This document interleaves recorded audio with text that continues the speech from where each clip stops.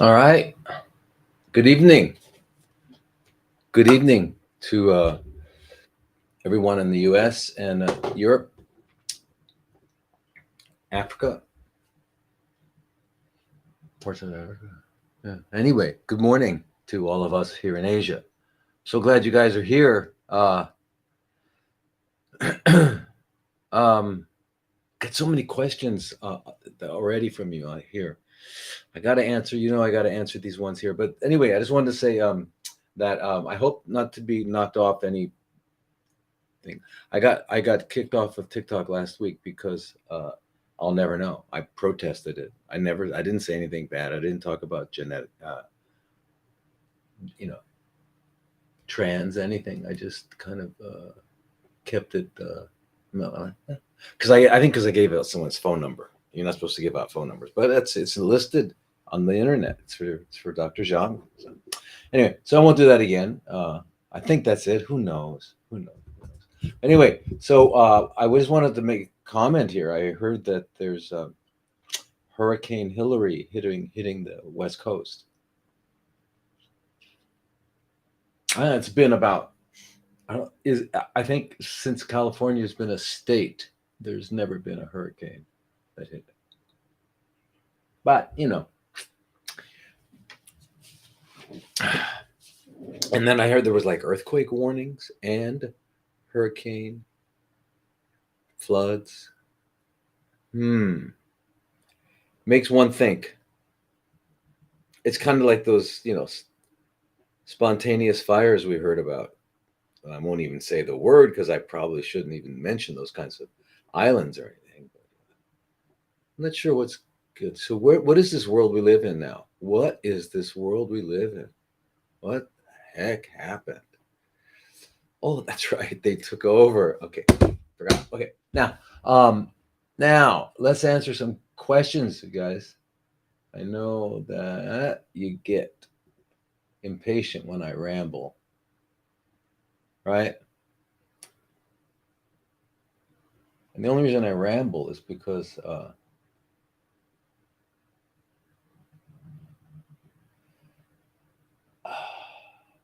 I'm ancient. I'm ancient, and I've seen and been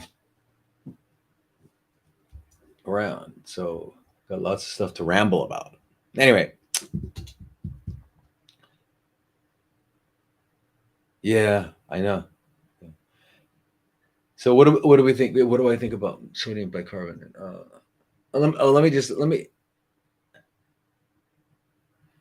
Um, let me just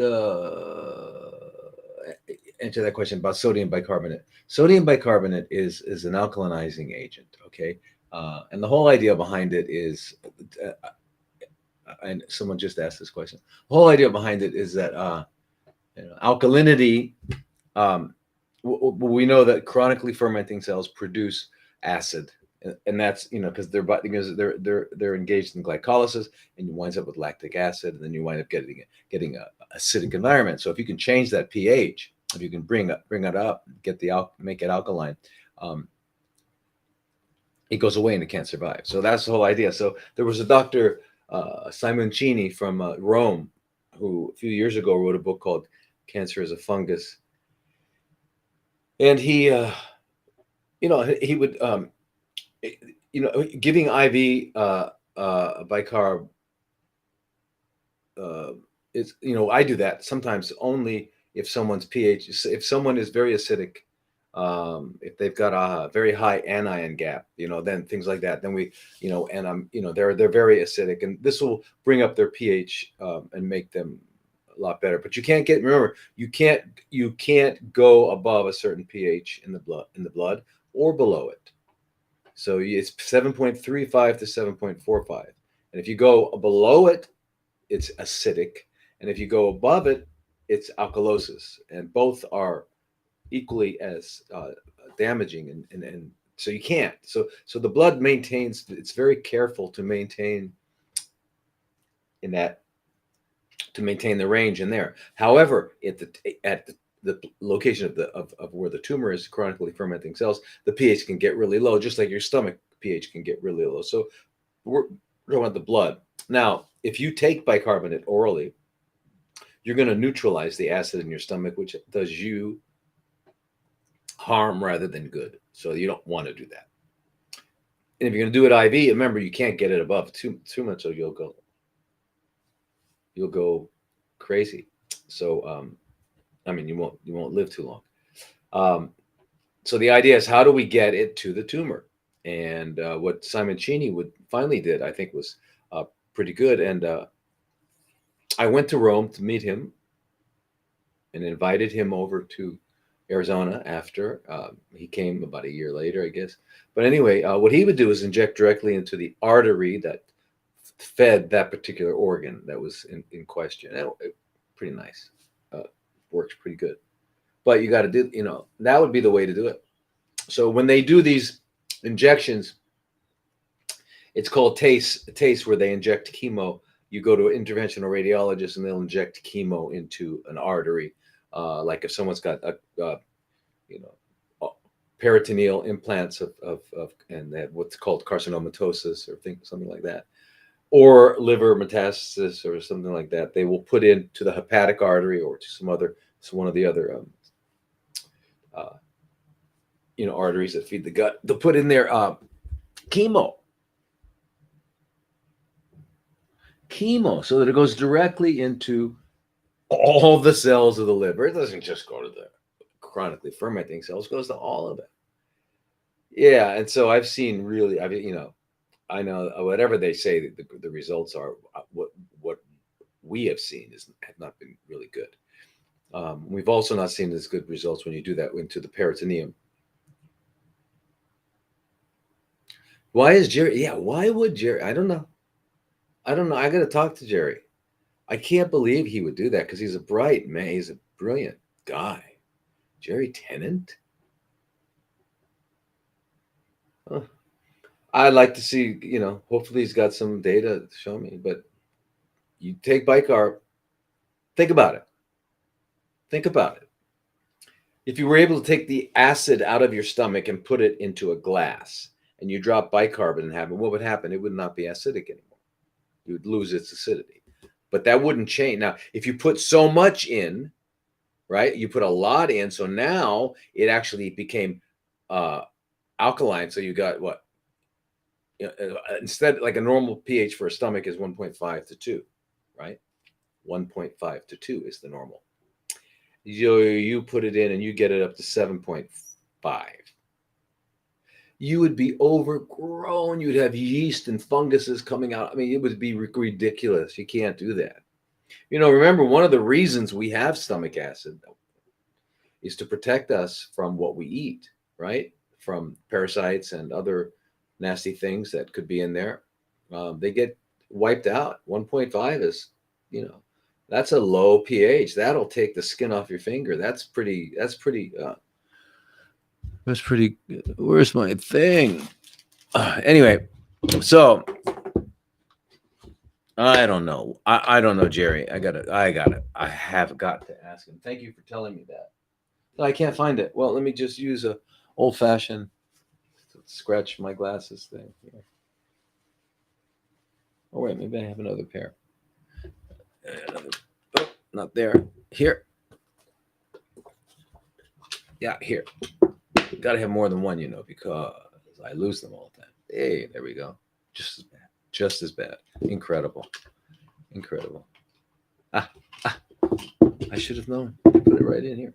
Okay, so anyway. So one of the reasons we have a low gastric acid, one is to protect us from parasites and things like that. They die in it. They die and they can't get through, and we can't absorb them. Number one. Number two, it helps the pH helps allows us to turn non-heme iron. That means iron that's not from blood. You only get iron from blood if you're drinking blood or eating animal corpses that still have some blood in them. If you're eating that, then you'll get some blood, and that goes through a different pathway, okay, of being absorbed. But if you're getting the iron that's in spinach and kale and things like that, yay! Then what happens? The pH. If you have a low pH, right? A low pH, that means high acidity. pH and acidity go in the opposite. So if you have a low pH, that will make the iron now uh,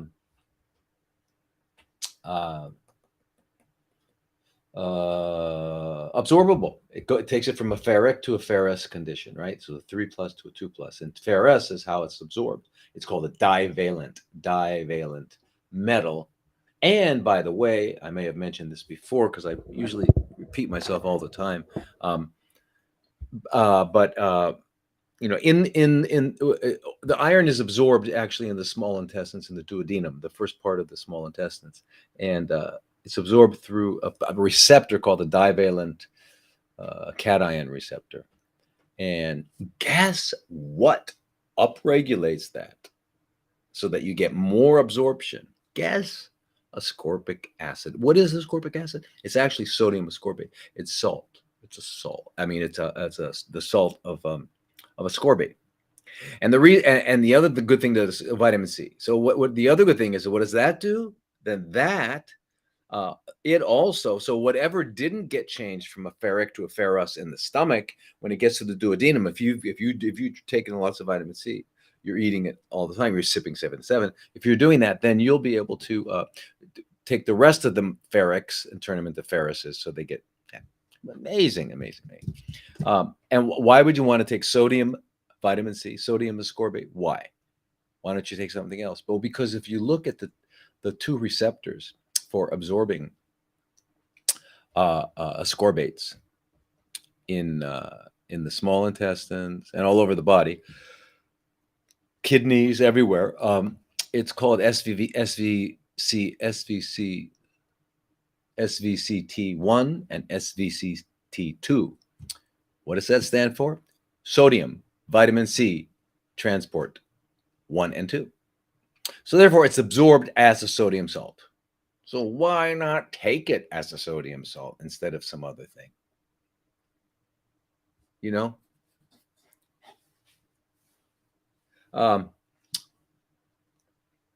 Anyway, hey.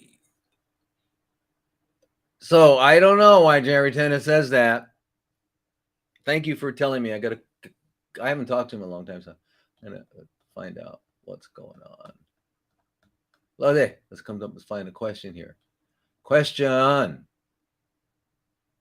Please talk about Rick Simpson oil. What non-GMO alcohol to make it with? Use high heat or no? Well, I'll tell you something. This is ABC. Is your name? Your username or whatever. Okay, so I don't make it. I'm not a manufacturer of it, so I don't, and I've never gotten into it because it's really has to be done the right way. And as I have mentioned before, the Rick Simpson oil, the original Rick Simpson oil, when people were using it, I remember when it became, it came onto the radar and everyone started talking about it and we started to see things like that. I remember those days. They would take, they had to take small amounts, small, and then they could increase it gradually because they got too high, right? And they had to finally develop a tolerance, and it worked. I mean, it's extremely well. I mean, I may have told you this before. I had a woman with ovarian cancer who was chronically fermenting ovarian cells, and she was. Oh, by the way, you guys, if anything happens, YouTube, LinkedIn, the website, Rumble, Twitter, Instagram, you can all live stream there. Okay, so I don't know if one of these goes off. Remember, Twitter, Instagram, Rumble, website, LinkedIn, and YouTube. So it's all available. So I don't know if I get knocked off or something about all that. But anyway, so there was a woman. They were from San Francisco, and we were in Arizona, and I got a call from her, and we did in those days a Skype where there was no Zoom. We did a Skype call, and she was very, very, very thin, very, very, what we call cachectic, very sick, very sick. Um, and anyway, we had a good talk, and she and her husband were going to come on down, and then I never saw them. So I thought she probably passed away, and about a year later, I get a call, and they wanted to talk again, and I said, "Oh wow," and then we did a Skype, and there she was, not skinny anymore, but looking really healthy and good and smiling and all that. And the only thing they did was the Rick Simpson's oil. But they got the real thing. You have to go get the real thing. So that's why it's so important you get the real thing. Now we get the real thing now from a fellow, and I can't. I certainly can't give his name out and phone number because, But anyway, he produces it very, very carefully because it's got to be, his whole life is based on it. The guy he had basically he had stage 4 cancer. He was,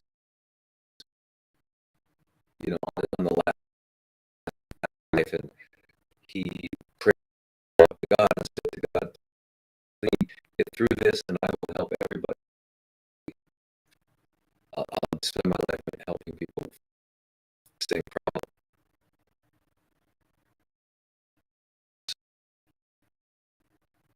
8 years ago, 10 years ago." He's fine. He makes this oil. But he makes it in suppository form because you need to have high doses. And if you take it suppository, you don't get high and wiped out. Okay, why is that?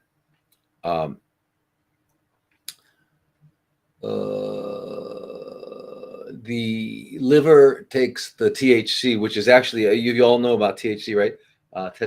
It's actually delta 9 tetrahydrocannabinol. Anyway, puts a hydroxyl group on it, and it becomes 11 hydroxy THC. And that 11 hydroxy THC is like the most psychoactive substance. Well, that happens in the liver. So if you eat it, that's why when you eat, you can eat a little bit and get really wiped out. Not immediately, it takes a while, but then you get really wiped out. But rectally, that doesn't happen because it goes directly in. If it's not too far up the rectum, the last 2/3 of the rectum. Above that, it's going to get absorbed to the liver. Anyway, then you can do high doses. You can do it at twice a day, like 500 milligrams twice a day, and not walk around not stoned out of your mind. And it's because 500 milligrams twice a day, especially when the THC to CBD ratio is like 4-1. That Cheech and Chong wouldn't want that. It'd be too much for them. Well, maybe not. Maybe not. They might by now. Who knows? By now, that may be a low dose for them. Are they alive? Still alive? One of them is, right?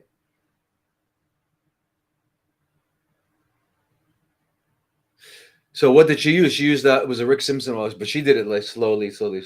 But what we have now is so this guy that makes it for us,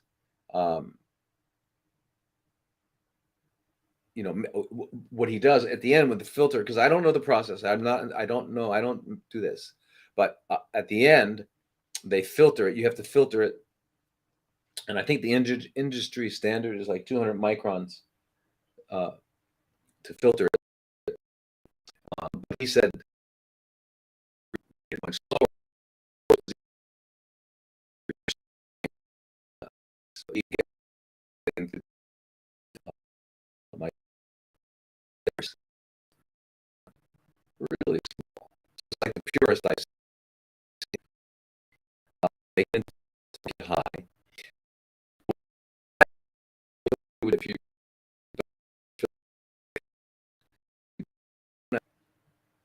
have, looks like one of your streams is having connection problem.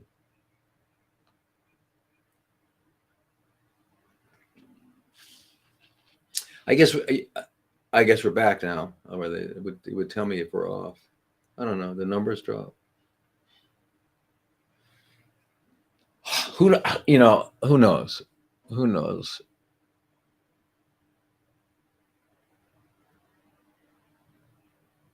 Cheech and Chong are on TikTok. Amazing. Amazing. Yes, I have an office in Arizona. Yeah, an oasis of healing. Yep, it's 19 years. That's because people like us.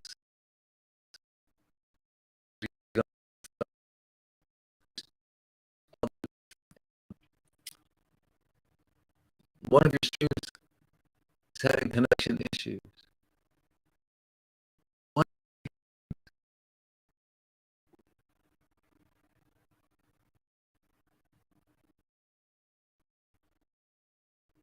she, it's okay now. It's okay.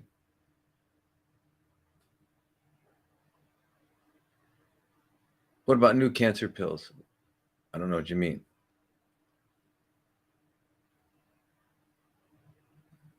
Some comments on this live were filtered to protect the community's experience. What?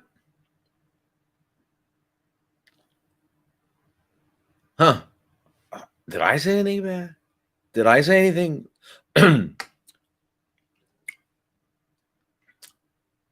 Okay, let's talk about. Let's talk about what? Cars? Should we talk about cars, or how about fashion? We won't get in trouble if we talk about fashion. Uh, McDonald's, Burger King, Nuggets. Let's talk about stuff that really matters, because I don't want to get in trouble. You don't want to get in trouble. Let's just be good robots. Anyway, so my thinking with Rick Simpson Oil, or with this, it's not call it Rick Simpson Oil anymore, because I mean he was a guy that did it and it was really good. But yeah, it's really cannabis, okay? And it's cannabis, and there's two kinds of main cannabinoids, which are the CHC and CBD, and then they have all sorts of metabolites and all that. And they do all sorts of. They have many medicinal properties. Very, very important. And you use it in different forms for different things. For example, if you have nausea and you have appetite problems, you can't eat, and you're very thin, then you would smoke it. And you could use a vaporizer and make sure it's very strong, so that you get a good, you just need one hit, one puff. And that'll get your appetite going. That will help with your nausea, and also since you're not swallowing it. So anyway, but the other stuff rectally would be for working on getting rid of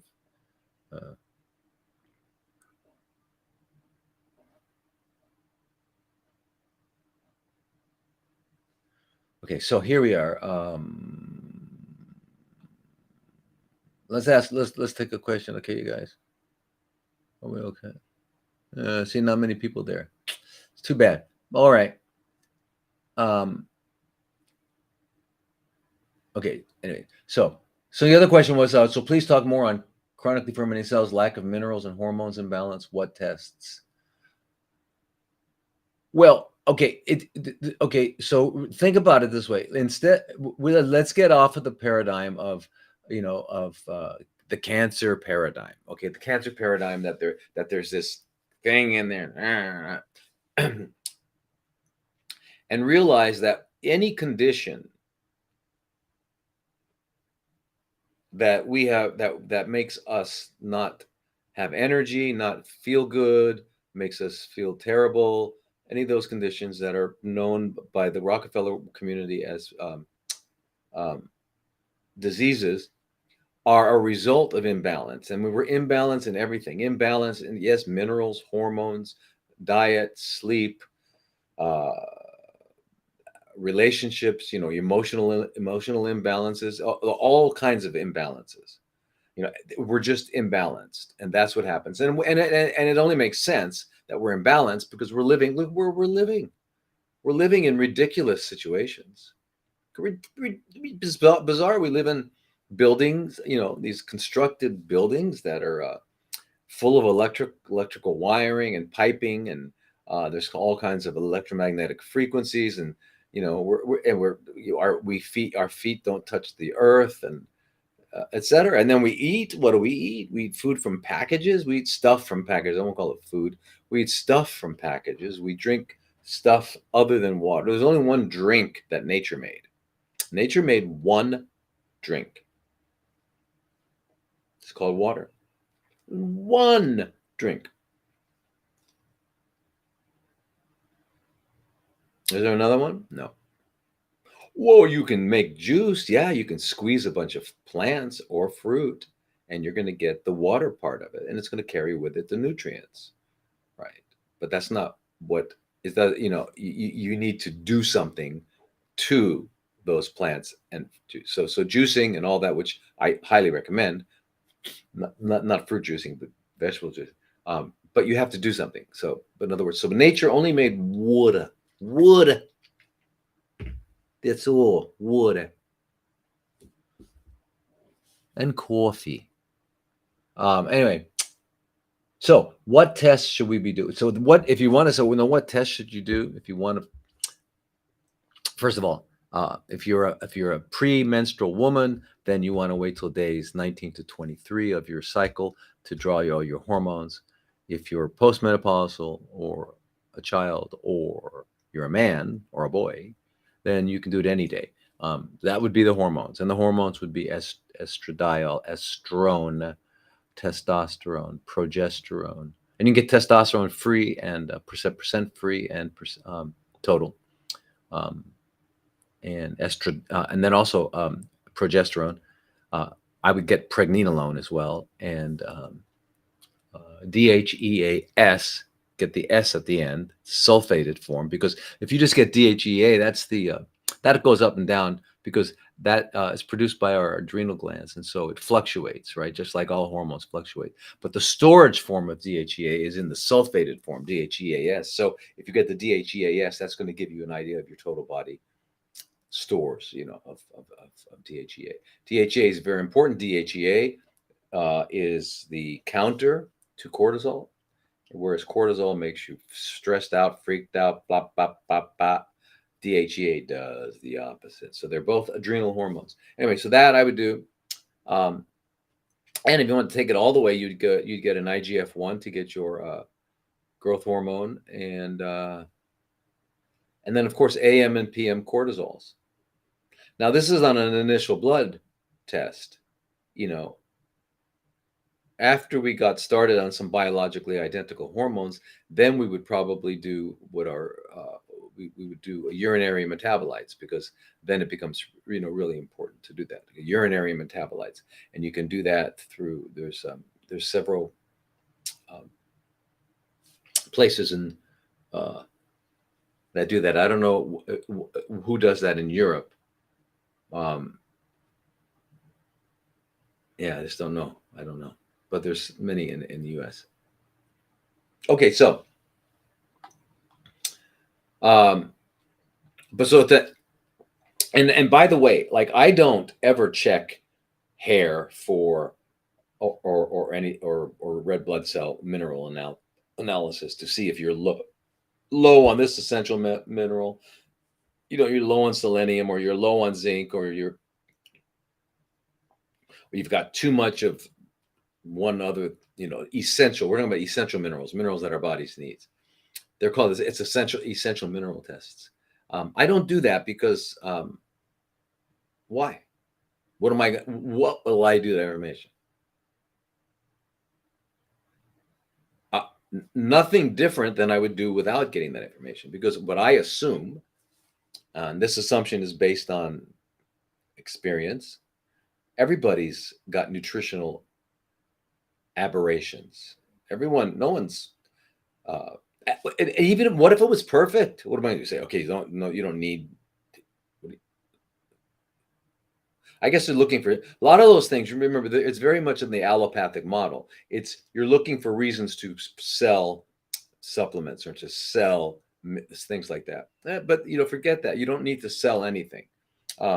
So what you want, instead of looking at all those minerals and vitamins, whether you have them or not, okay, doesn't matter. Start eating right. Well, eat right. Let's eat food, human food. Guess what it has? Minerals, vitamins, amino acids, fats, carbs. Uh, Everything you need is right in that food. So you start eating it. So whatever you had. So if you had too much of this and not enough of this, by the time a month goes by, 2 months goes by, you will it has work. It will work itself out. You understand? So you don't need to test. Just like I don't test for heavy metals. Everybody's got heavy metals. Everybody's got heavy metal problems. So everybody needs to be on some sort of chelation, EDTA. And they have rectal EDTA. They have IV EDTA. You can get calcium EDTA. You can get disodium EDTA. You got to find a doctor that knows what they're doing. There's the hard part. And then, or a good nurse practitioner, or yeah. So, but anyway, so I really just check for the hormone imbalance, so we know what to provide. You know which ones to provide. And then everything else, and then I would recommend supplements that we don't, that we, you can't. Not everyone has the same access to the sun, so vitamin D needs to be supplemented by most people. Turns out, even people I meet, people around here, I've got low vitamin D levels just because they're not going out. They're not going out in the sun. In Arizona, I remember in Arizona. In Arizona, it gets up to 100 and what, 20, 118 during the summer, and so what? No one goes outside. It's kind of like people in Abu Dhabi or Dubai, right? Abu Dhabi. Can you imagine? It gets up to like 100 and as high as 130, or even higher sometimes. And yet, it's as humid as Florida. So in Arizona, it's dry heat. It's one thing. You can tolerate a little bit more. It's like standing in an oven. But over there, it's like standing in a sauna, hot sauna.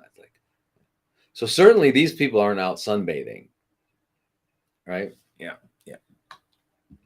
So okay, now here's a question: What is tumor burden versus tumor mutation burden? Well,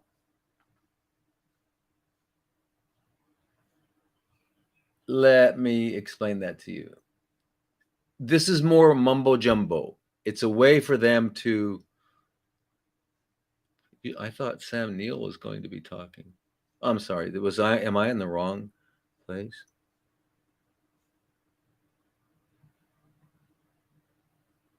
This clown confabulates me?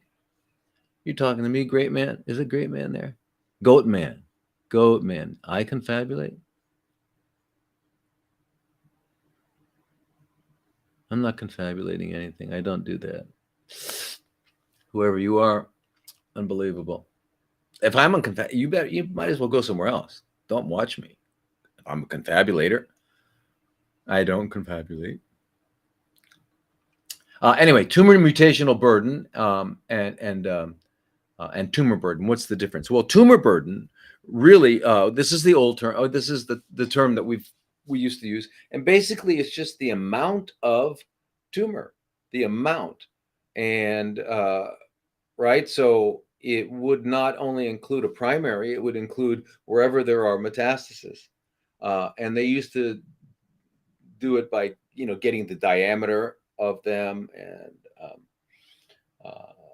they didn't really include weight, but they would have made more sense because it can be uh, it can be dense, more dense than but that's the tumor burden. How much is there altogether?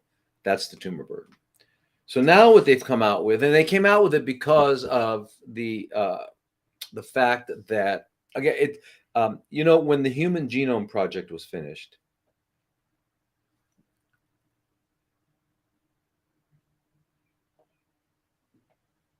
when the Human Genome Project was finished, it became big business, because now they're looking for the genetics and everything. And why?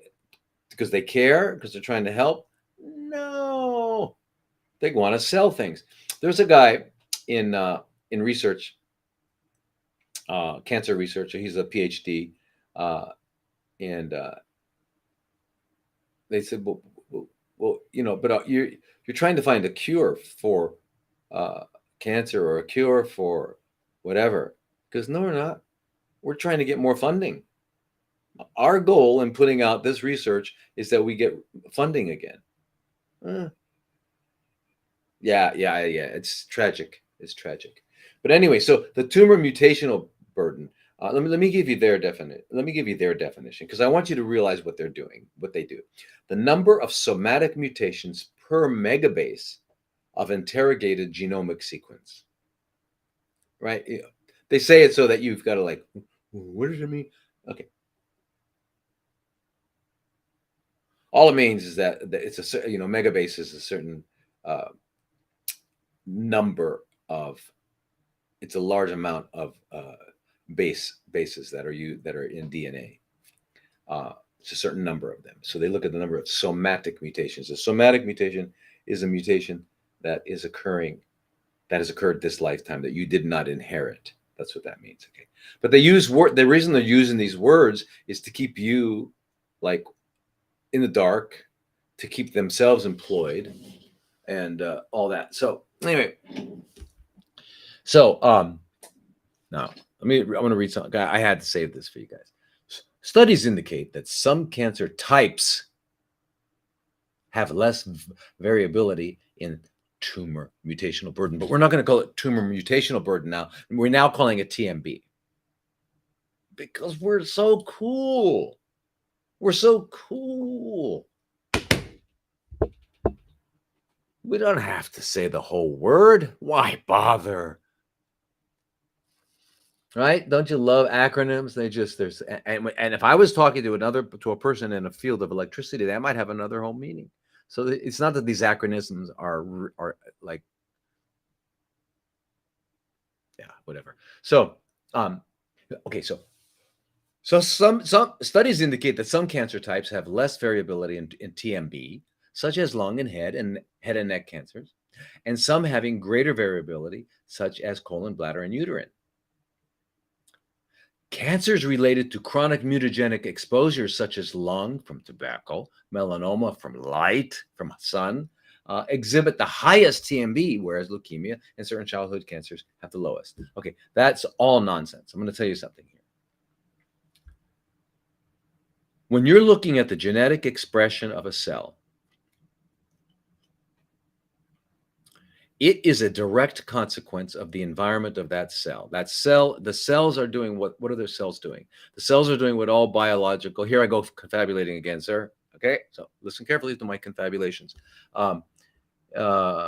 Cells are doing what all biological entities do, and that is they adapt. They adapt to whatever situation they do. How do they adapt? How does a cell adapt? A cell adapts by turning on certain genes and turning off certain genes so that it can produce certain proteins and not produce certain proteins. And that's what it's all about, is that, so this one gets silenced, this one goes up, just to support the requirements of the cell at that moment in that environment. You take that cell, you put in another environment, it's going to have a different genetic expression. Okay. These are not mutations, not mutations. Say it again, not mutations. Okay.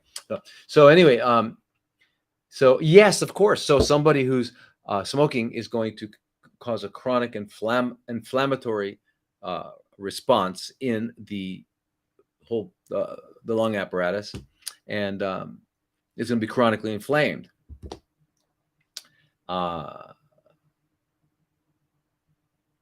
here, I'm just saying. So anyway, but the reason it got well, there was, you guys have heard of checkpoint inhibitors, immune checkpoint inhibitors, the PD-1s and the PD-L1s, right?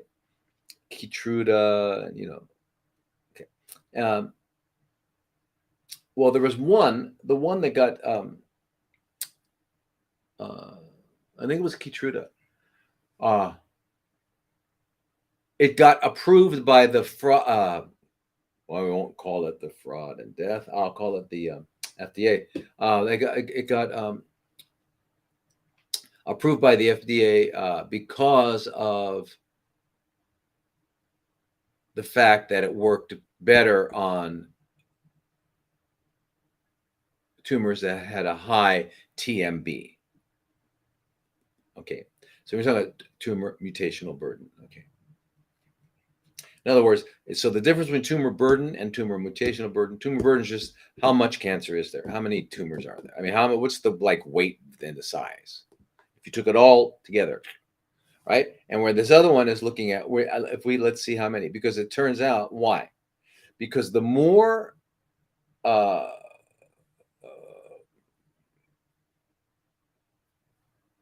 what they're calling mutations, the more of those means that there's more like what the word is antigen. I'm gonna have to use these words. An antigen is something that attracts an antibody. Okay, that's what an antigen is. So, and an antibody is produced by one of our lymphocyte B lymphocytes. They produce antibodies, and so antibodies attached to antigens. Okay, well, the one highly what they call mutations. I mean, just a very kind of a chaotically. In other words, it's changing. You might look if you've got a cell that's being exposed to like all kinds of stuff. You know, these three cells over here might be expressing this particular genetic sequence group of genetic sequences, and this group over here is doing it's a little bit different because it's a little bit of a different environment. And you do a biopsy, and, oh my God, look at it, it's really a lot. So that means there's more more of an attraction of the immune system to show up. So remember, so how do these immune checkpoint inhibitors work? They work because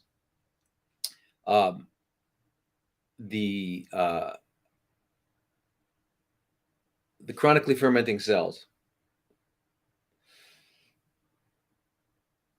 attach themselves to a part of the immune cell, the T cell, and basically turn it off. They block it from doing its job.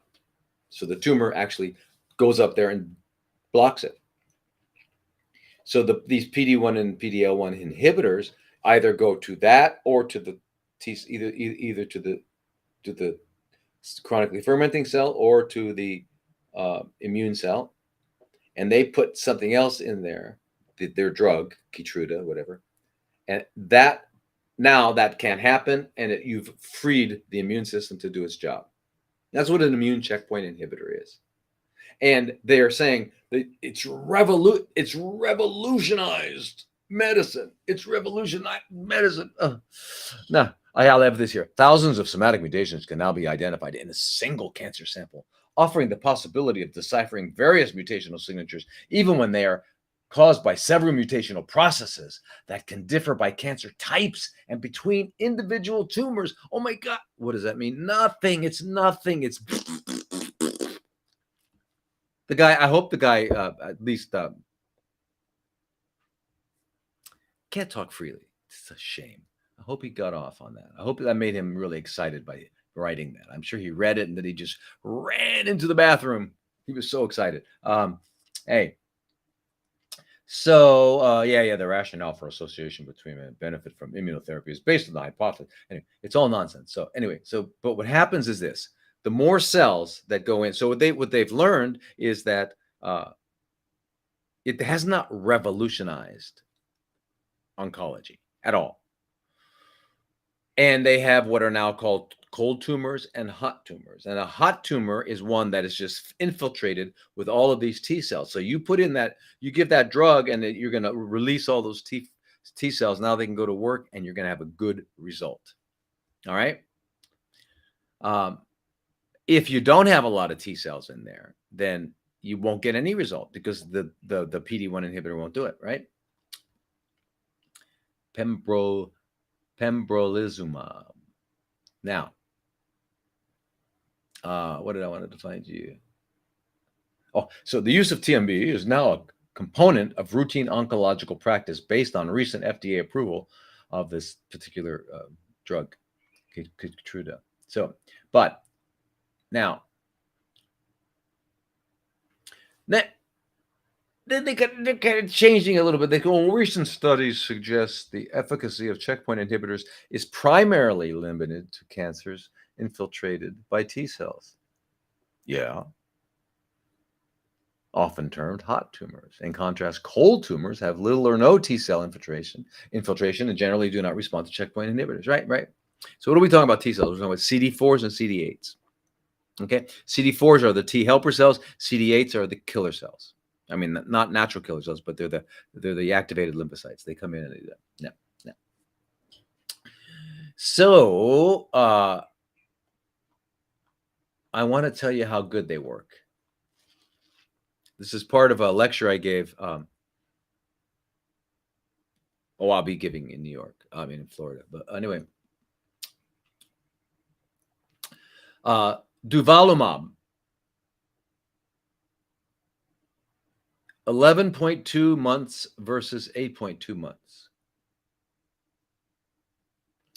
Keytruda, which is pembrolizumab, 14.9 months versus 10.7 months. Opdivo, which is nivolumab, 15.6 months versus 10.9 months.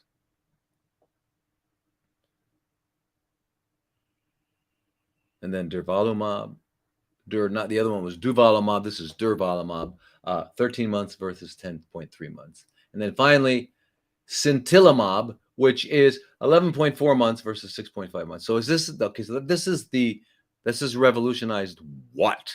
Is that a revolution? Does that mean is this like a fantastic thing? No. So they've got more reasons because they've got more genes and more mutations, and that it's to sell drugs. It is to sell drugs. Do not get lost in their thing. I'm telling you. Now, what did they find? This is something very, very interesting, and I hope we don't get cut off for this. But a great study. I wish I could find it and read the title. But anyway, doesn't matter. And what they found that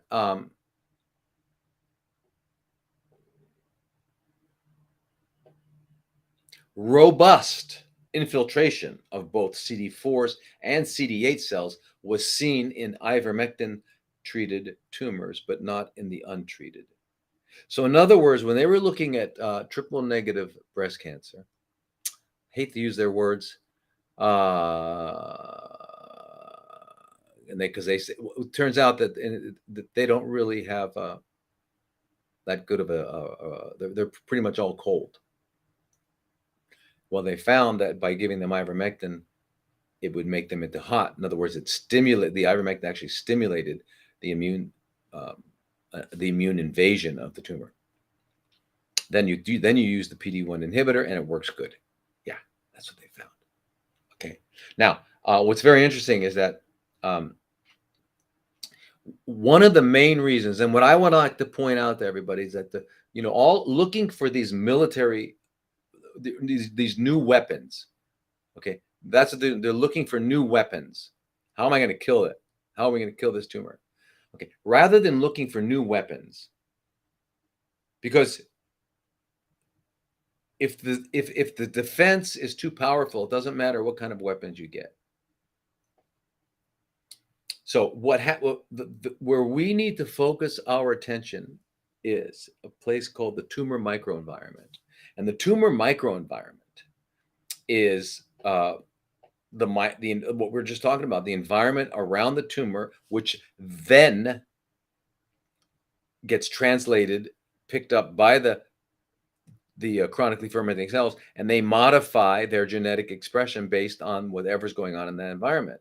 What is classic to tumor microenvironments? Low oxygen, low pH, which means very acidic, and then all of these different kinds of cytokines that are produced in interleukins, okay, which are chemicals produced by white blood cells. So when a macrophage, which is going to go in there and eat the tumor cell and then take a piece of it, antigen, take a piece of it and show it to the naive T cell. The naive meaning it's well trained, but it doesn't have a target. It gives it to that, and now it has a target and it goes after it. Okay, so the macrophage has a really broad function, right? It in and of itself, it's called a phagocyte, phagocytic. It eats and then it presents, so it's antigen presenting. just like the dendritic cells, the DC cells. And that's, I mean, if you've heard about dendritic cell vaccines, that's what that's all about. So anyway, so here's what happens. Uh, Now, T4 cells can actually differentiate into what are called T17 cells, or into actually what are called Tregs, T regulatory cells, right? Because remember, the T4s are helping they're preparing the situation for the T8s to come in. Now, natural killer cells are in their whole, they're on their own. They don't need anybody to prime them. They're ready to go. And those are the guys you want to get up. You want to get them up. So here's the problem. So suppose you're over 50, even you don't have any kind of diagnosed condition. You're going to have low T cells just because your thymus gland is shrunk. So you've got to get thymosin alpha 1. How about if you're under 50? Let's say you're 30 and you have breast cancer, or you have prostate cancer, or pancreatic cancer.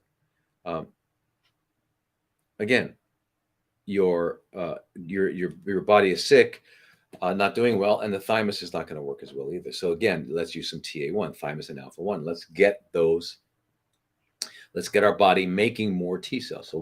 So we have enough, then we can recruit them. But anyway, what I was trying to say is that what happens is these T regulatories and something that are called bone marrow derived myeloid cells come up, and they turn off the immune response. They turn off.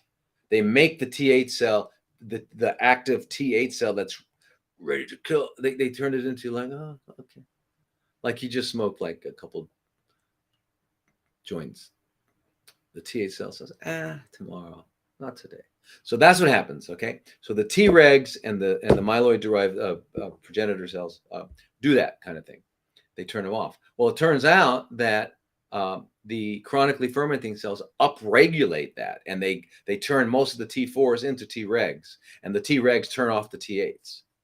Yeah, that's what happens. That's what happens in the tumor microenvironment. Then what else happens in the tumor microenvironment? When the macrophage enters there, it becomes what's called now a tumor-associated macrophage. It becomes an M2 rather than an M1, which means it's going to help the chronically fermenting cells survive. It now turned and works for the enemy.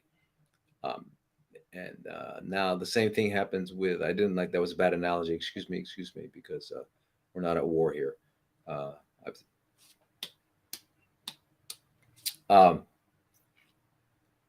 Same thing happens now with neutrophils. You can get tumor-associated neutrophils, which again help the chronically fermenting cells survive. Okay, not the other way around. Then there are cells that are in all of our tissues and connective tissues and everywhere, organs everywhere, called fibroblasts. And fibroblasts are really what make the connective tissue. They make you, your skin's attached to the connective tissue. The connective tissue holds your organs, together. And connective tissue is like a lot of stuff in there. It's just connective tissue, yeah.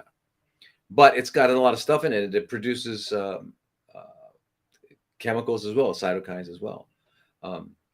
So anyway, it basically is the construction department. So it constructs the house, the bed, the plot of land for a certain plant to grow. So the chronically fermenting cell is going to need a specific kind of environment. So these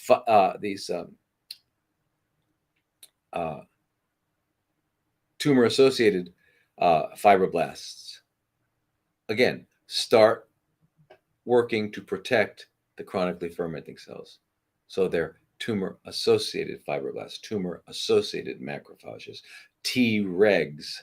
You need Tregs, right? Because if you didn't have Tregs, if you didn't regulate your immune system and it was on all the time, you'd have rashes and your hair would be falling out. You'd be really sick. So you've got to keep it in balance. But the chronically fermenting cells kind of exploit that, and they really bring them down. Anyway, ivermectin turns that off. Ivermectin stops that. My gosh. So does curcumin. So does vitamin C. But ivermectin's kind of kingly in that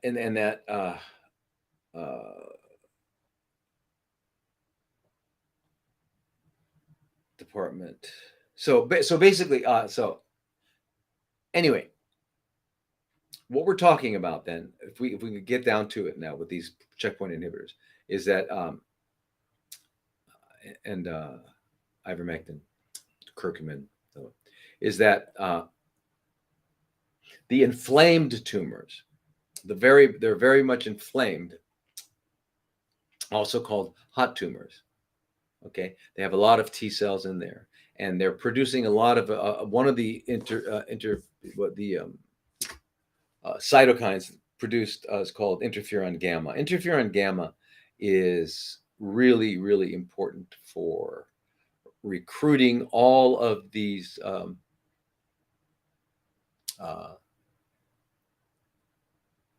all of the immune cells, and getting rid of the Tregs, pulling in the guys that are like, fresh macrophages, fresh neutrophils, bring them all in fresh, ready to go. That's what interferon gamma does. Okay, so if you find that, so that's a really good way to measure your immunity. And I haven't found it in the U.S. I mean, I'm sure they do it in research labs, but is to measure your is someone to take your they draw your blood, they spin out your natural killer cells, and then they measure the amount of interferon gamma they're producing. And if they're producing at a high level, then you have a very powerful immunity.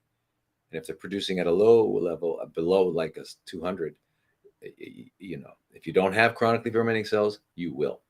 Okay, so anyway, it's very, very important measure. But we can do it here in this part of the world, but I couldn't. And I know they do it in the U.S. I just don't think it's available to the average doctor. And they don't care anyway because they're looking to sell drugs. So anyway, so the inflamed phenotype. Remember the word phenotype? I got in trouble for using the word genotype. I was talking about genotype versus phenotype. I'm not supposed to do that, right? Kayui. Not supposed to do that. But anyway, the inflamed phenotype seems to be more responsive to ICIs. What? Immune checkpoint inhibitors. So immunosuppressive cell populations, including tumor-associated macrophages and T regulatory cells and myeloid-derived suppressor cells, are also present in cold tumors. So in other words, it comes down to the tumor microenvironment, which is what I'm trying to say. And that the way you can work on that is by you doing juice cleansing, by you doing, and then periodic fasting on water or a long fast. Keeping that colon squeaky clean, okay? I mean clean of waste, not of bacteria. And don't worry, colonic is not going to make you lose bacteria. You got 100 trillion in there. So let's say one colonic and you lost, I don't know, 100 billion. So what? With it takes what? Less than a minute for them to repopulate. Don't worry about it. That's just another thing. That's like saying, well, you shouldn't eat kale, you shouldn't eat broccoli, you shouldn't eat this because they've got oxalates and they've got, and they don't eat the seeds because they've got lectins. And right. Reminds me of the, that's probably as, I don't know, true as the fires we just saw, those big fires, those probably that true. Yeah. So basically what we're talking about is that these cold tumors lack what we know as innate immunity. And an innate immunity means that's the immunity that doesn't require the macrophage or the dendritic cell to teach the T cell. So that's called adaptive immunity, or for the B cells to start producing antibodies. That's part of adaptive immunity. But the innate immunity is, the phagocytic capabilities of the neutrophil, the phagocytic capabilities of the macrophage, of the dendritic, and the natural killer cells. These guys are like activated T lymphocytes, but they don't need to be taught. They recognize it themselves. Yeah. And you got to if you get a lot of if you could pump in gamma interferon to those places, you could change things around. The other thing is, what else do you want to do for the tumor microenvironment? Get into a hyperbaric chamber if you can, a good one. You got to get up to 2.2 atmospheres at least. You don't need to go above that. 2.2 is fine. It's daily if possible. if you could. I mean, those little cocoons, those little um, cloth or a canvas like thing, they're not strong enough to get up to get the atmospheres high enough that you need. But that's important, and so that would be oxygenating it, moving, exercising, all that sort of thing to keep the flow, get your lymphatics moving so that things are moving and flowing and cleaning out, keeping your colon clean, drinking tons of water so that you are peeing all the time. Peeing's a good thing. Do it. Pee. Because if you're, unless you've got, diabetes insipidus or some other weird reason why you're having, unhealthy increased urination. If you're just because you're drinking a lot of fluid, that's really good because you're cleansing. So we got to clean all this out, and then we have to eat foods that actually have the minerals we need, like magnesium, molybdenum, manganese, boron, zinc, selenium. Eating foods that have that. Brazil nuts have them. All the foods that come from plants have all this stuff. So you drink it, the juices, and you eat it, and you do that. You don't do too much, and then when you're not eating, you don't eat for 18 hours a day, and you drink lots of water. And what happens is your body just gets like the divine intelligence brings it back into a condition called health. This is what happens. You can't figure. We'll never figure it out. Okay, because I think if you could actually change the tumor microenvironment, you get rid of the chronically fermenting cells. They can only survive in a specific type of environment. Have we lost? Have we been shut off here? No. Anyway, okay. So now, I think you all got the point on that, right? Right?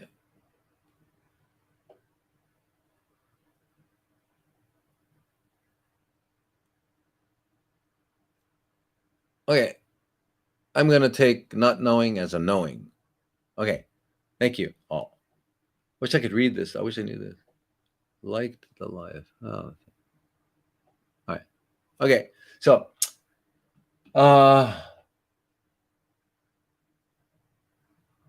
okay. Is cinnamon good or bad for the liver? Good question.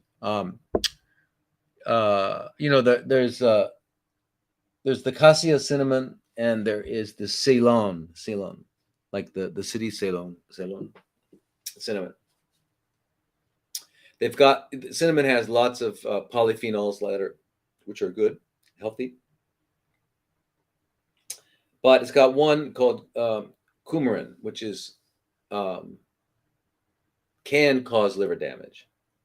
So in the cassia cinnamon, there's a lot of coumarin, and in the Ceylon cinnamon, there's not as much. But because it takes a lot of the coumarin to cause problems with the liver. And I read one place it was 1,500 milligrams. That's a lot. And then another one said that there's other studies shows that if you have the cassia, even a small amount could give you, if you ate it daily, could cause a problem with the liver. I mean, not wipe your liver out, but just challenge it. Whereas if you have the Ceylon variety, it's got a very small amount. You can eat a ton of cinnamon. So that's that. Please talk more on ozone. IV blood is like dialysis. Once started, you have to keep it up for the rest of your life. Yeah, no. It's not like, okay, so there's different kinds of IV ozone, okay? The original was direct gas injection, and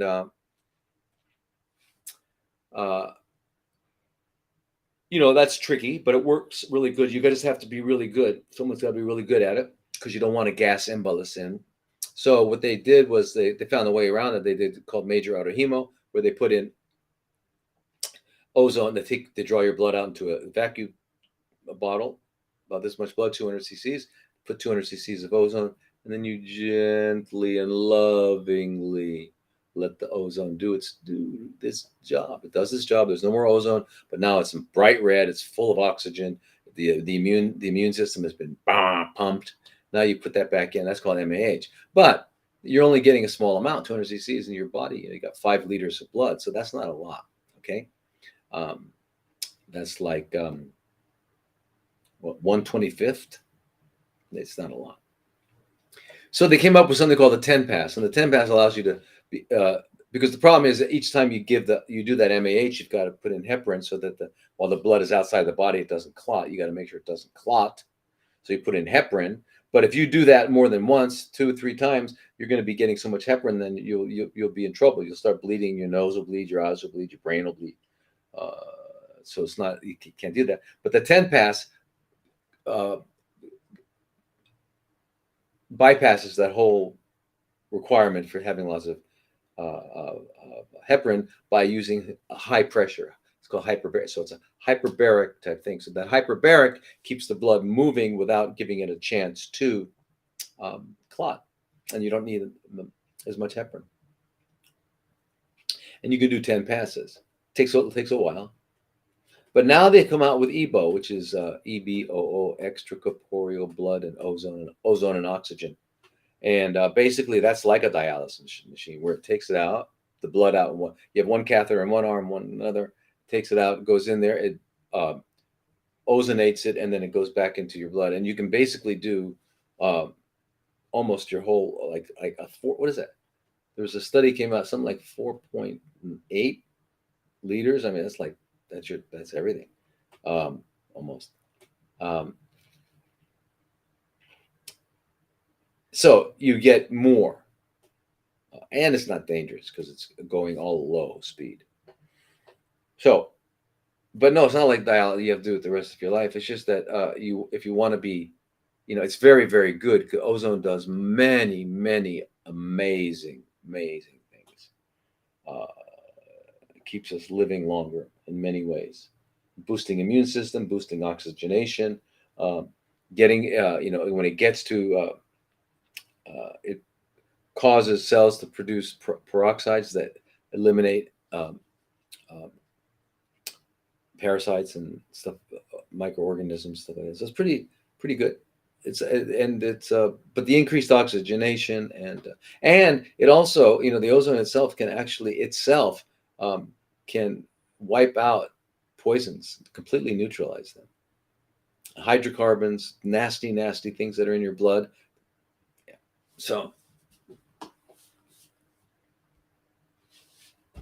yes, Ceylon cinnamon's the better one. Not the best. It's not better. It's just got less coumarin. So, but you want to do it. I mean, if you had access to it, you'd want to do it. Say, once a week, let me go do that. Even if you had no particular condition, just once a week. Okay, so now,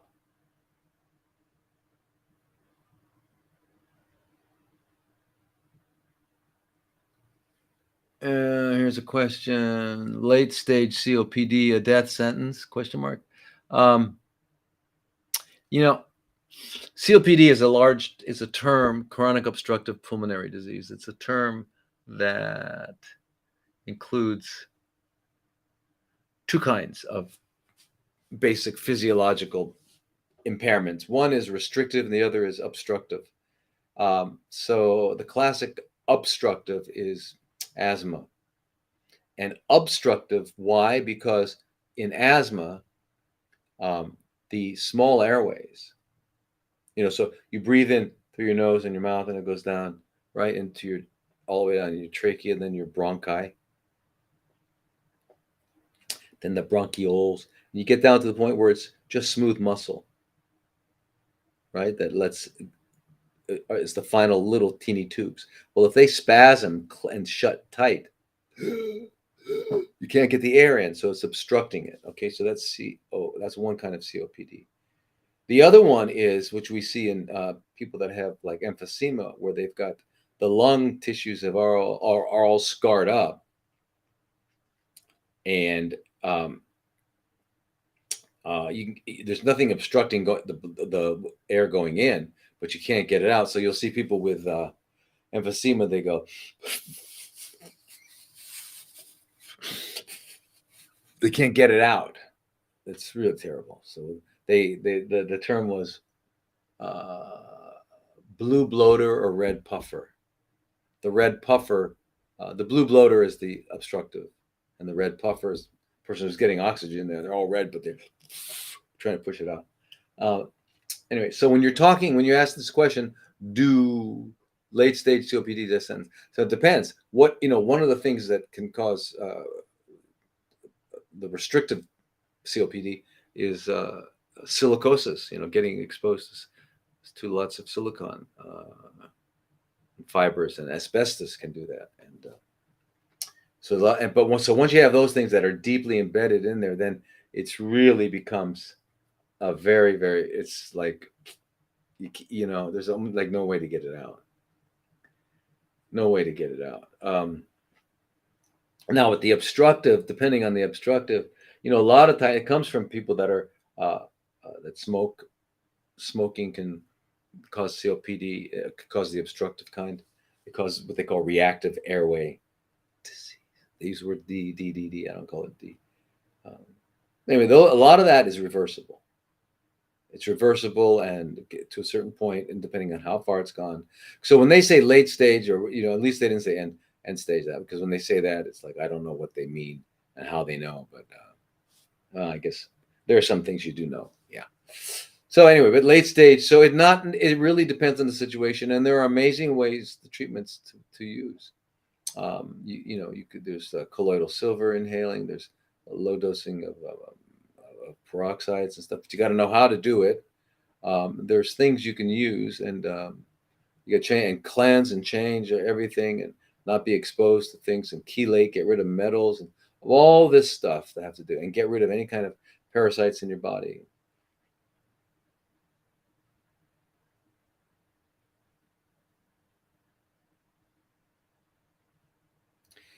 Can hepatocellular carcinoma, liver, grade 2 with portal vein thrombosis, curable? We said no to chemo. All right, so here's the thing.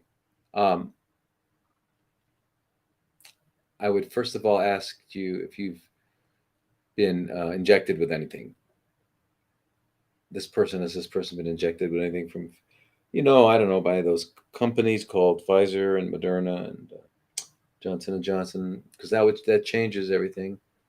But portal vein thrombosis just means that the blood is moving really slowly, and you got a big clot in the portal vein, and it could be because the lymph nodes around it are pressing on the vein, kind of compressing it. So there's a lot of potential reasons why this is happening, right? And we just don't know. So I don't know the situation, but liver, chronically fermenting liver, and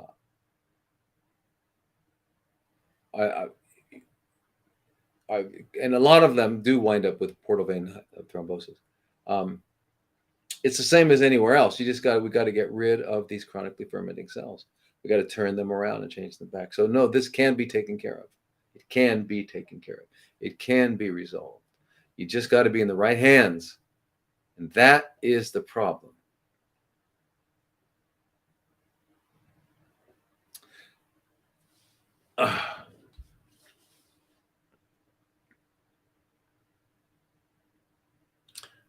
Did we answer this question last time? How to balance hormones and naturally versus block them?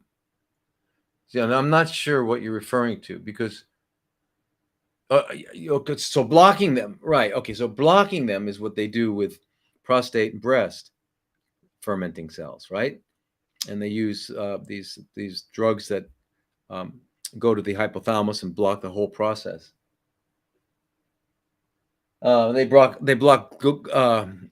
gonad releasing hormone, which blocks the production of LH, and FSH, which blocks the whole sex hormone system. So, you don't want to do that, because they're not the cause of anything. Okay, the imbalance is a problem, so you want to balance them. How do you balance them naturally?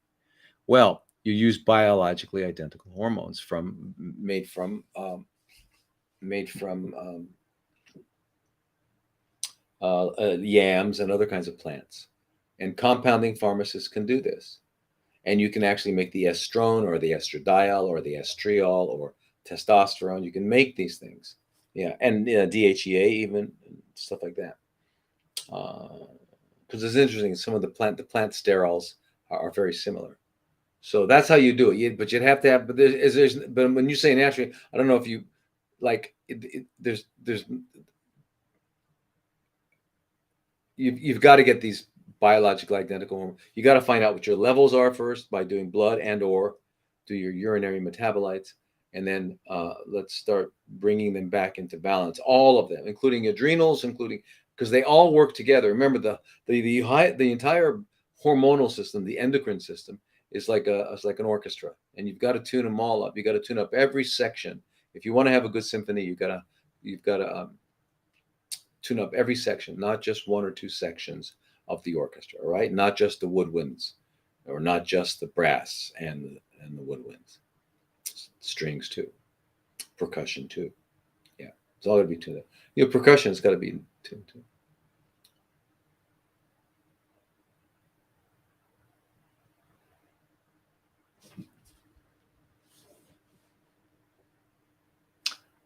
Will the diet and lifestyle you teach help my body overcome the effects of chemotherapy? Yeah. Heal. In other words, can you heal? Yes, you can heal. From all the poisons? Yes, you can. Absolutely. Got to get rid of the poisons and start eating real food. And eat foods you need. You need a lot of fats. See, that's where Jerry Tennant, that's why it blows my mind that he would say such a thing. I gotta find out what that.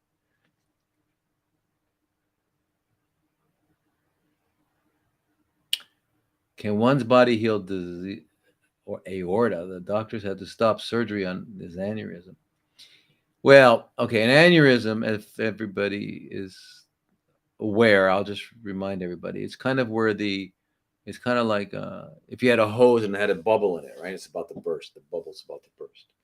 It's where the tissues get real thin and all that. Turns out that it's a lot of it is due to chronic inadequate selenium.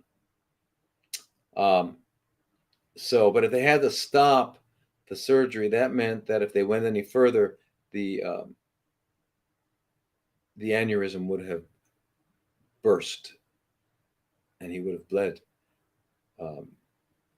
all of his blood out. And so, yeah, that's what had to happen.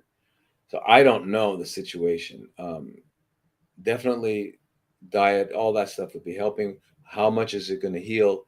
Not sure, because I really don't know the situation.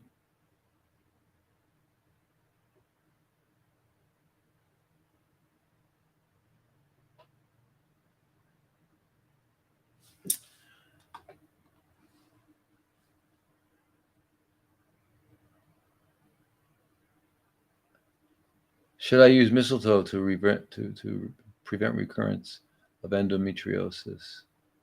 Endometrial serous, chronically fermenting cells.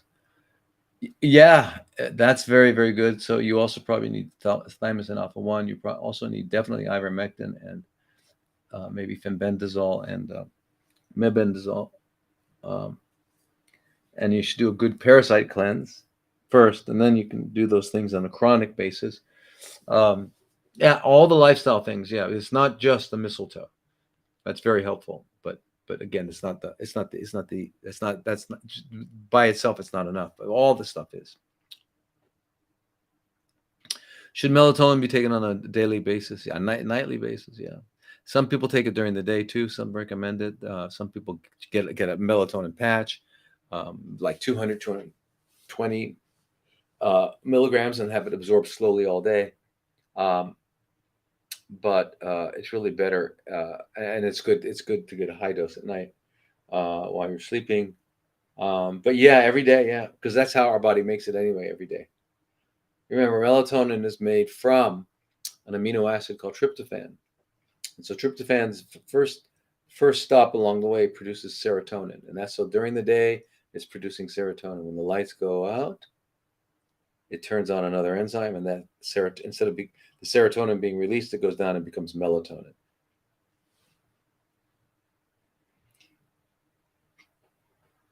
What are we doing here with time? We're okay. Wow, I'm actually getting there. I mean, we got time today. All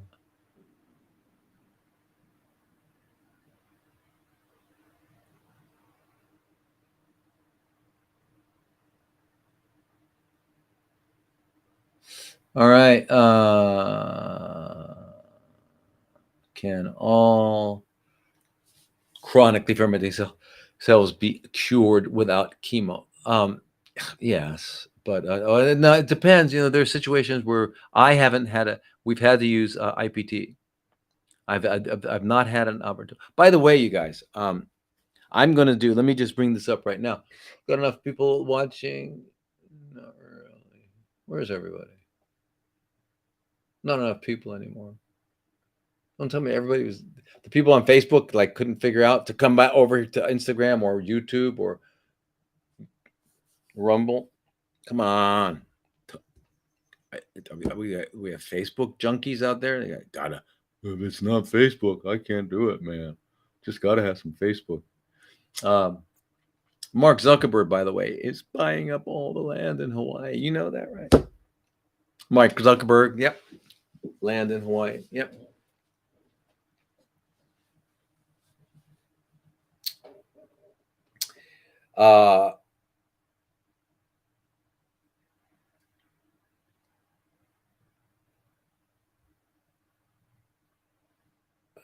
Tell us what huh? Tell us about lung cancer with ALK mutation. Oh, don't. Okay, listen, Kaziona, don't worry about their mutations. Their mutations, they're an ALK mutation. It's just it's just a temporary expression of the cell at this moment. Don't worry about it. It's still all the same thing. They confuse it. They confuse you by getting into the details. You've heard that expression, you can't see the forest because you're looking at the trees, right? Well, you know what these guys are doing? They're looking at a piece of sand on the wing of this tiny insect that's on the bark of the tree. And they're trying to figure out from that how to make the forest, change the forest. They're going into such ridiculous detail that it becomes irrelevant. It's kind of like, you all know Kary Mullis. Kary Mullis was not nominated. He won the Nobel Prize in medicine for his invention of polymerase chain reaction, also known as PCR. Anyway, and he said, what he said about it is this: everybody has got at least one molecule of everything in their body. So the reason he didn't, he said that you can't use PCR to diagnose because you could actually take that one molecule, blow it up big enough so they could see it with PCR and find anything in anybody. So he said it's just not a diagnostic. So and that's pretty much the same thing. That's what they do, and they're looking at, and the reason they came up with that ALK mutation is because they're going to have a specific drug designed for that. That's what it's all about, and it won't work anyway. Okay, so it always comes back to restoring the tumor microenvironment, restoring them. And remember, the tumor is living in the environment in which your body is, and you have some control over it. They're taking more away, but you have some control over your body, right? What's a good praziquantel source? That's a good idea. A good question. You gotta. It's got get it from a pharmacy.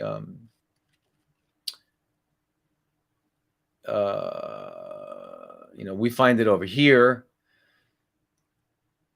in the U.S. You can get it at pharmacies. It's very expensive.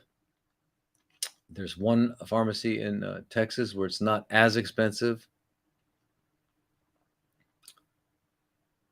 but praziquantel is really important, right? It gets rid of liver flukes, little flukes, blood flukes, and a lot of other things.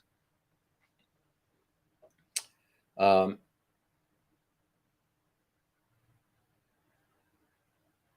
I don't know if you know about the liver fluke. It's called Opistococcus uh, viverini, and it's in fish. So people that eat the raw fish, freshwater fish, eat the raw fish, and they get this liver fluke. It goes to the liver and up into the bile duct where it hangs out and lives and multiplies and causes everything, including cholangiocarcinoma, which is bile duct cancer. So, and praziquantel gets rid of it, but it gets rid of a lot of other things as well.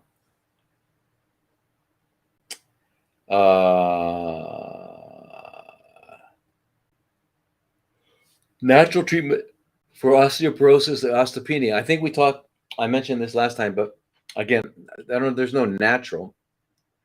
Just by eating healthy, really healthy food, you're going to stop. You can stop the progression, but you got to make sure you've got vitamin D, and you are eating lots of good vegetables and plants, and get your hormones balanced, right? So that you have enough estrogens so that you can absorb the calcium. And then doing a disodium EDTA chelation, 40 good IVs will reverse osteoporosis too. Disodium EDTA. Disodium EDTA. How to get off thyroid medication, hypothyroidism, Hashimoto's, right? Well, again, Hashimoto's is what is having low thyroid function. That seems to be associated with some elevated antibodies. So they're calling it an autoimmune. In other words, they're saying that the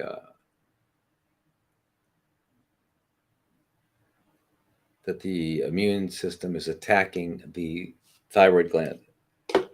So, well,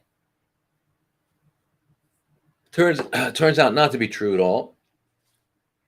Yes, there's a big flare up of the immune system, and yes, there's low functioning thyroid, but it's due to not to some unknown bizarre thing. It's due to the fact that there's not enough iodine in our diets, so the person needs iodine. But iodine can suppress thyroid function. Yeah. In high doses. So you don't take high, you take what you need. And you can take 25 milligrams, and you've got to take, while you're doing it, you've got to be taking a natural thyroid supplement, a natural T4, T3 thyroid supplement. And you keep measuring your basal body temperatures, making sure to know how much you should titrate. So should I take, do I have to take more thyroid medicine? So while your body is being replenished with iodine, which it needs, during that time, you're going to have to be supplementing with iodine. So you'll need to probably increase your or modulate, up and down your the amount of natural thyroid medicine that you're taking while you're replacing the iodine. It takes about 1.5 years to replace the iodine. And then what? And then you want to either eat a lot of seaweed or take 12.5 milligrams a day of iodoral or Lugol's, because those are two pill forms of a good ratio of the iodine and the iodide. So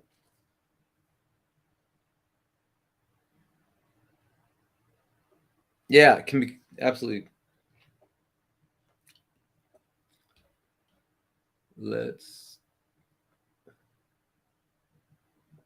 What foods are best to eat while on a parasite cleanse?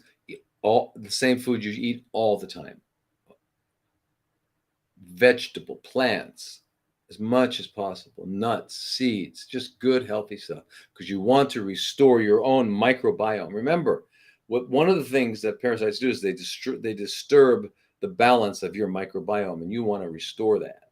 You want to help restore that and make them strong.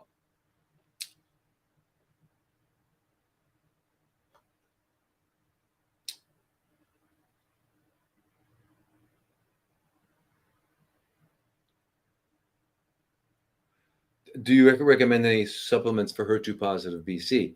Um, Not no different, like nothing specific for HER2. But the same ones that I always do: vitamin A, D, and C, essential.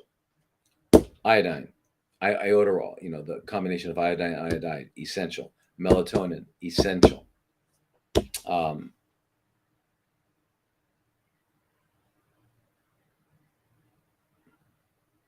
and then, there are lots of other things you can do adjunctively, like get some good mushroom, like turkey tail mushroom extracts, and uh, uh, agaricus, and maitake, shiitake. These guys to strengthen your immune system, right?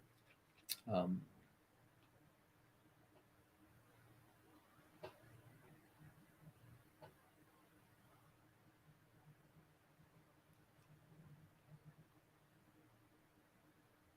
what are your thoughts on cell core for parasites? I did their full comprehensive protocol.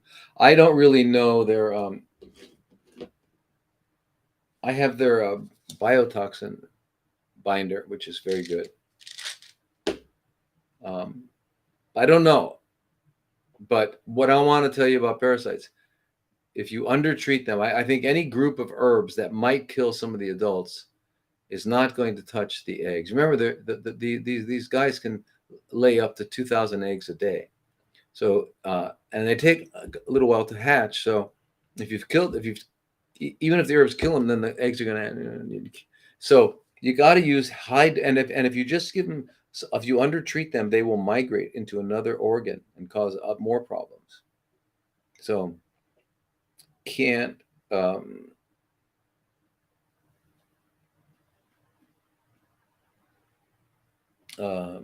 I wouldn't go. You can't go after you got to use pharmaceuticals. There's like one thing where you got to use pharmaceuticals.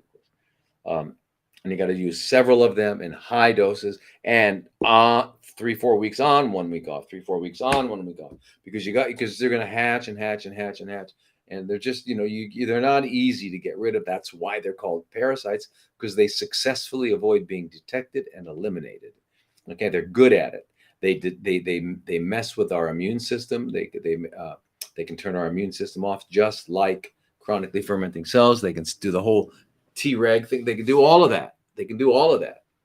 And there's some lot of very important, high level, good science out of the Peter von Heffenhofer Institute in Munich, and with Dr. Weber, and then others. I mean, as far back as 1890, but and then with Royal Raymond Rife, when he found the BX and the BY, micro parasites, protozoa. That's what Rife found, that actually are the cause of chronically fermenting cells. So there's a group that says that, and what they've done, if you look at their video, I mean the videos of their microscopic studies, you can see that they only find these particular things that are microscopic in chronically fermenting tissues, not in non. And they've actually been able to take them out, isolate them, and put it in and produce chronically fermenting cells. So that's what you call Koch postulates. So the Koch postulates are actually achieved with that, which is a big deal, because you can't do it with what they call viruses.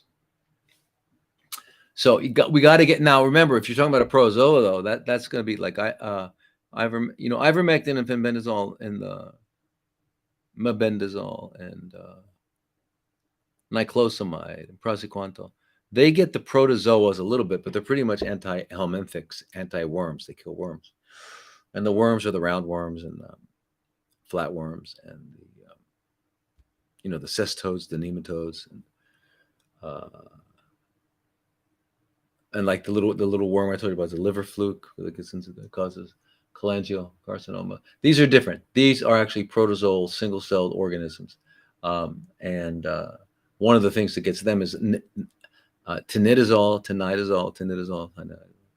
metronidazole, same kind of thing. Metronidazole you might have had. Women might have gotten that if they had Trichomonas vaginalis. Men have Trichomonas vaginalis too, but there's no symptoms. It hides out. And by the way, those two particular, and those are parasites. They're protozoa.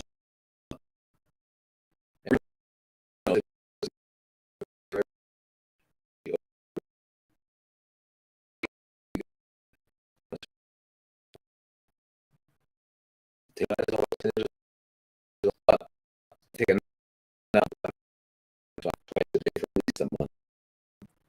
But anyway, so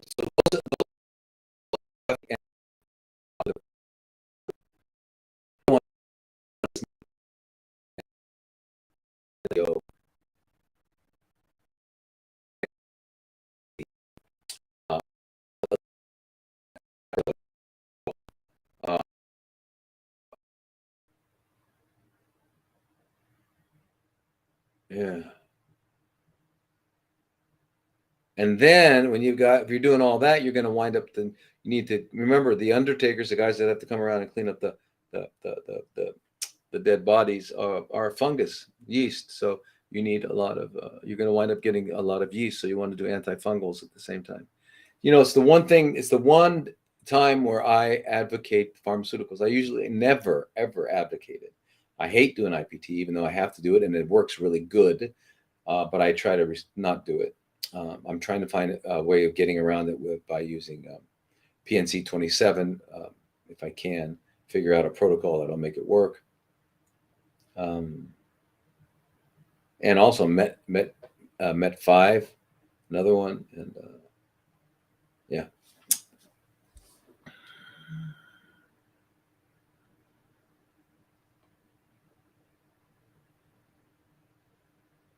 Sure, Cheryl. Yeah, can you train? The question is, can I train to be a coach for myself and then others? Yeah, right. I am really working on. I'm trying. I'm getting to the point where I can sit down and make up an actual way to curriculum and teach people. And I would like to offer that to everybody. If you want to become a coach, and I can get you certified, and I can certify you. And but by the way, I was going to say something, and then I got sidetracked. As I said before, there's a lot of negative talk about. I can't believe it. Against insulin, using insulin to potentiate chemotherapy, to potentiate curcumin, to potentiate quercetin, potentiate anything. There's some guys out there saying ridiculous stuff. So what I'm going to do is I got in touch with Donato Perez Garcia III, which is who is the grandson of the man who actually discovered IPT back in 1936. And I'm going to do a podcast with him, and I'll have. So I'm not sure how to work. I guess it'll be a Zoom one where you can join on. But I really encourage you, as many as possible, to come on, and we're going to go through it, and I'm going to show you how. And I also want to get Rebecca Steely to join us if we can get the timing right, because her father, she's a nurse practitioner, but her father was Stephen Eyre, who was the guy that I met, who introduced me to Donato years ago, and he's really kind of the guy that really brought IPT out of obscurity in Mexico to America. Back in '86, he was doing this. In '89, he wrote a letter, article. Canadian doctor. Stephen passed away Wonderful, wonderful human being. Just wonderful human being.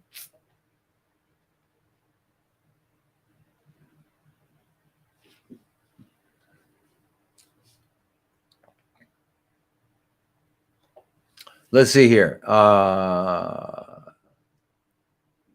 Is there any diagnostic proven or accurate test to determine if parasites are in your body? I've done stool, hair, saliva. They found L. and H. pylori, but upon taking, there's no way. Here's the thing. As I said, these guys live, or they're intracellular, like the ones that they found in Germany at the Max von Hoffenkepfer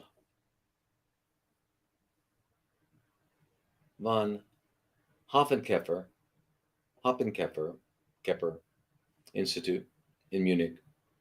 What they found was these guys are living in red blood cells.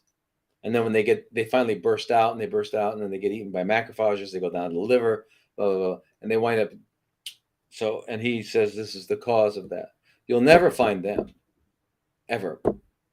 There's nobody's looking for them. No one's looking for now. If you've and all, the other thing is too, you can have these protozoal organisms in your invitation jaw.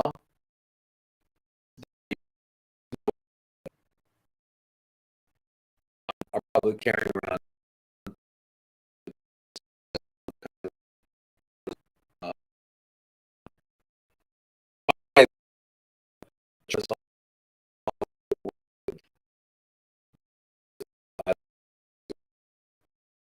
prostate. These guys are no,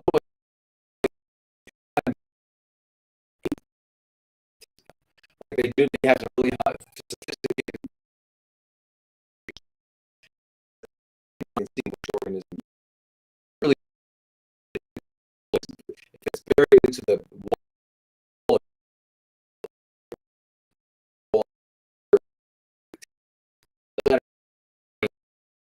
you're gonna find it in the stool. So there's just no way to know. But so what do you do know? You do know that they are ubiquitous. They are everywhere, and everybody has them. Period. Period. Don't go. You're not going to find them.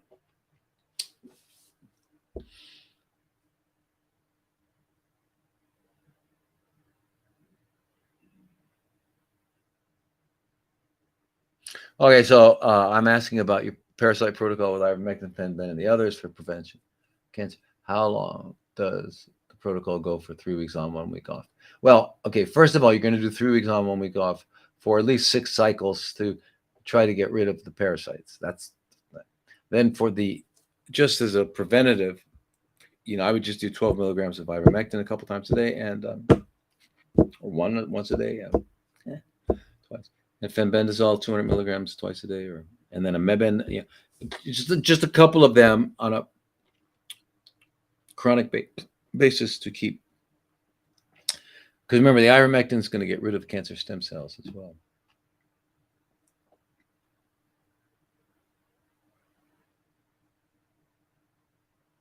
Yeah, Terry, I hear you. So I'm facing some issues and would like to do parasite cleanse, but how do you find a doctor to work with? God, listen, all I can say is Dr. Simon Yu in St. Louis. You got to go there and make an appointment. It takes a YU, Simon Yu, and he'll find out. He can tell. Doesn't know what you have, but he can tell you have them, yes or no, for sure. Or no, are they causing a problem or not? And what you need to take specifically. So he's like that, and he'll write the prescriptions, and you'll go right to the pharmacy and you'll get them, and it's not a problem. I don't know of anyone else except me.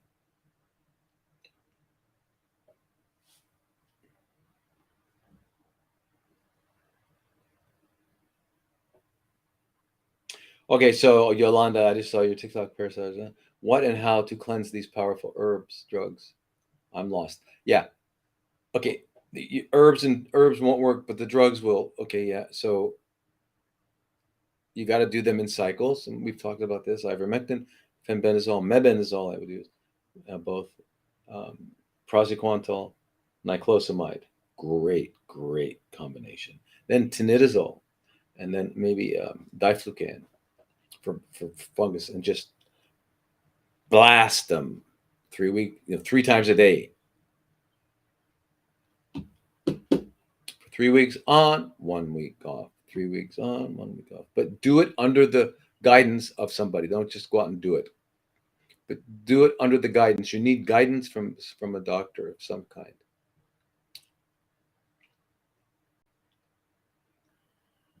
What? Are we okay? Are we okay? Yeah.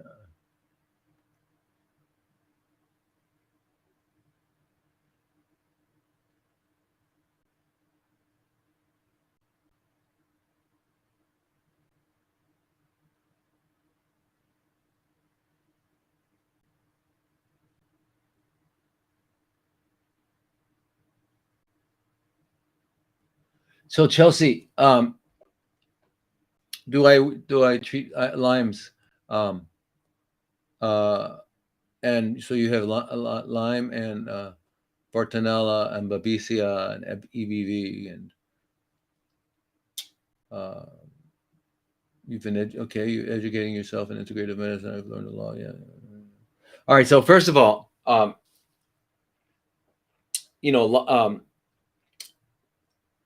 limes, Babesia is a parasite, and they live inside cells. They're intracellular, and they cause problems. And we know that limes has been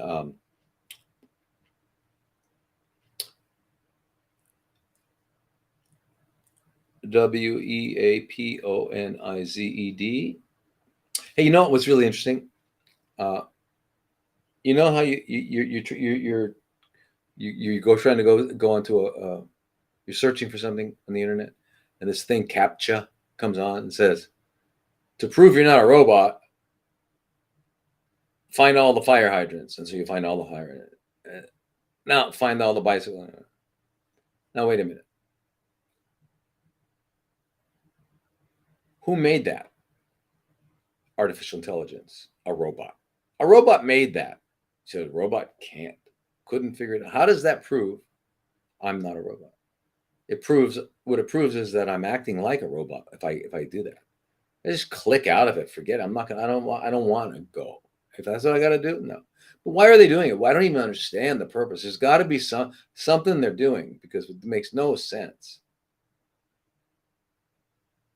Something, right? Or there's some letters, like they write some letters in really weird script, and then you've got to type them in. What, the AI couldn't do that? Come on, jeez. Yeah. So anyway, Chelsea. No, you're not going to find any doctors that get it. They just don't get it. They don't get it. It's tragic. I know. Listen, it's tragic. So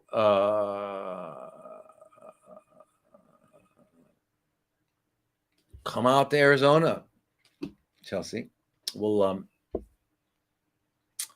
We can always use a really good, well-rounded RN. Always. But anyway, so the thing is, in addition to these cleanses, you've got to strengthen the immune system. Is really what you got to do. We all have to remember that. What we really have to do is strengthen the immune system. And but in terms of eliminating some of these intracellular organisms, like limes and babesia and stuff like that. Frequency generators are really, really good. You've got to find people who have the, something 4,000 is probably the best one around. It's a Rife type thing. If you get the right frequency, you'll get rid of it. Like that. That's the problem, getting the right frequency. But you've got to find somebody. You're not going to find them in it's just, there's no one out there. I just run into doctors occasionally There's a couple in England I know of, and anyway, not many of them. So, but that's what I would say. That is, I would do an amazing cleanse, parasite cleanse, Chelsea, and then I would do the parasite cleanse. Then I would do the juicing and the colonics, and change my life 100%. Move, exercise, stuff like that, and find someone with a good energy generating and frequency generator.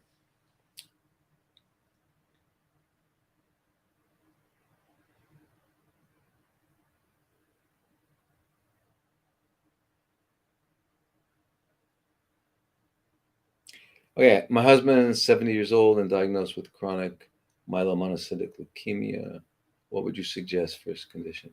Well, a lot depends on if it's chronic and there's nothing acute, you don't have to worry about an acute situation. Then you've got to do all the things that we do for anything else. Don't be distracted by the name, because the name is just a name that doesn't tell you anything.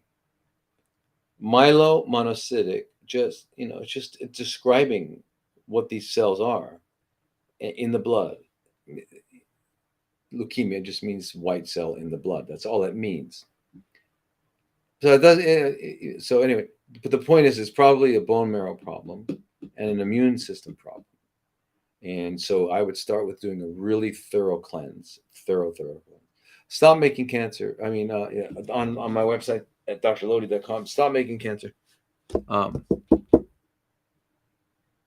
video series. But start with a good long juice fast, feast, 3 weeks, 6 weeks, long.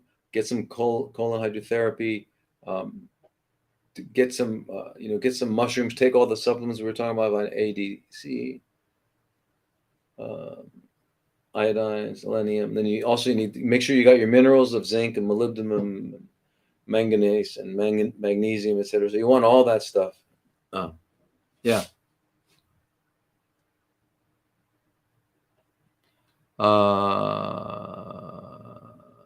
But that's how you get started.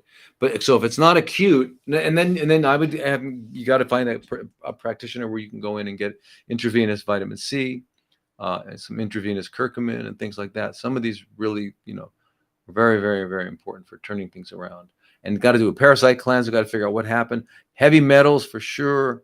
Got to do chelation. So there's many things that your husband can do. And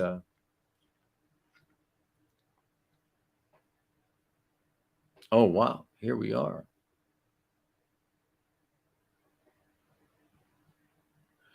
Okay. Last question here. Hi, Doc. What would you do? What would be the best plan of action for someone who's on oxycodone and morphine, can't eat much but broth, and wants to heal, but was told by the doctors they're not optimistic?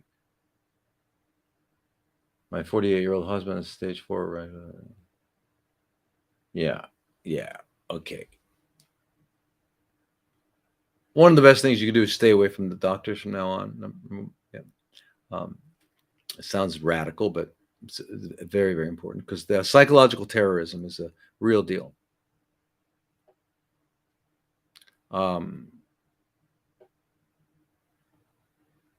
Real deal. And that's what they do, psychological terrorism. So they got him scared to death. Anyway, got to get him off. First of all, got to get him off the morphine. Got because it suppresses natural killer cells and it slows down it's a death. It's death. Get him off by using those suppository. I was talking about suppository cannabis at high doses, maybe 3 times a day, 500 milligrams. You got to get the right kind, and then get him off of that, because then his gut will work. Of course, he's not hungry. His gut will work. Right now, this morphine and oxycodone completely paralyze not only the gut so that you're constipated, but it paralyzes the upper part so that you can't even digest and assimilate, etc. So, yeah, it's just not. Got to get them off that, and then and then do all the stuff. Yeah, like you say, thoughts on Fenben. Yeah, mistletoe. Yeah, all that, but all of it. Well, not just what you wrote. All of it. You got to call me. You got to have a consult. Okay. All right, you guys, listen. We went as far as we could this week, and oh my God, there's so I still wow. Anyway, I didn't get them all. I apologize. Don't get mad. Sweaty cup, aloha, and namaste, everyone. Have a fantastic week, and be careful out there. They're after us.